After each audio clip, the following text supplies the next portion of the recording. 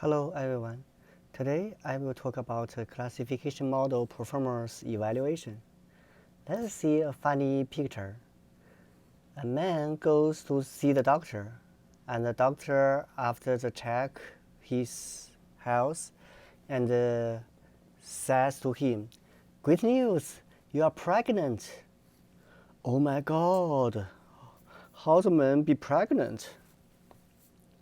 There must be something wrong. The doctor classifies the patients into the wrong class. So this problem also happens for any classification issue. So today, let's see how we evaluate such issues.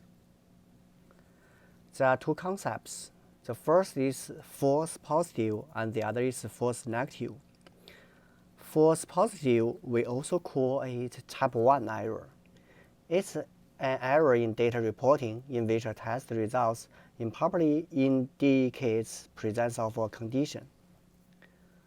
For the false negative, we also call it type 2 error. It's an error in which a test result improperly indicates no presence of a condition. Let's see an example to understand what they are. There are two pictures. One picture is the same as the previous one.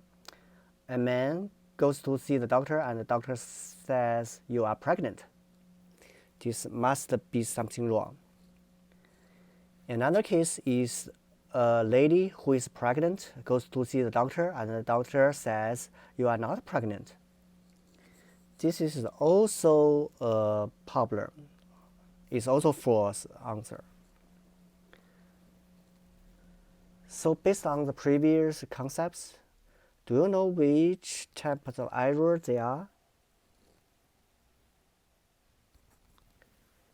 Yeah, for the man, it's for false case, and also for the results, if we think the pregnant is positive results, and this kind of error is false positive. For the lady who is pregnant, but she is thought to be not pregnant by the doctor, and the predicted results is negative. So this is also false, so we call it false negative. Let's think about those two types of errors. Which one is more serious? Yeah, usually false negative is more serious because if a man is treated as pregnant, that is the false positive, then we will take such a case seriously and will recheck. After the recheck, we think the man is not pregnant. It's partly something wrong. So false positive, we can check it again. But the false negative, the doctor think the lady is not pregnant, so the lady may not take care of herself. This may lead to some serious problem. So false negative is more serious than false positive.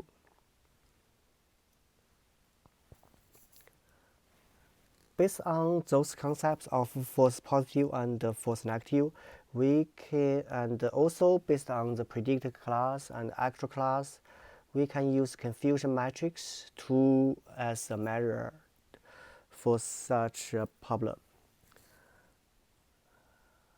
We can see the matrix. It has a true positive, false negative, false positive, true negative. We can also calculate accuracy based on such a confusion matrix. We can add up true positive and true negative. Those are correct answers, and then divide by all the possibilities. So this is confusion matrix and how it calculates the accuracy. But do you think this accuracy, we can trust it? Let's see an example. for the next step of the picture, we predict and we have actual data, and based on the metrics we can calculate the accuracy rate, and the result is 98%. That looks good. And then let's think another question scenario that based on this data we don't do any prediction. We always treat it as 0. So based on this scenario, the accuracy rate will be 98.5%. It's higher than the original results, than the scenario 1. Apparently, must be something wrong, because we should predict, but we can always blindly take one result that's not a prediction. So this accuracy, although the accuracy rate is higher, we cannot trust this criteria. So we want to introduce another way to evaluate the model. The first way is CAP curve. CAP is the abbreviation of cumulative accuracy profile. Let's see the picture.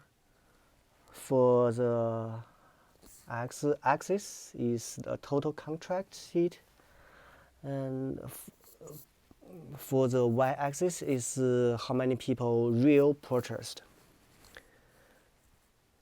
For random model,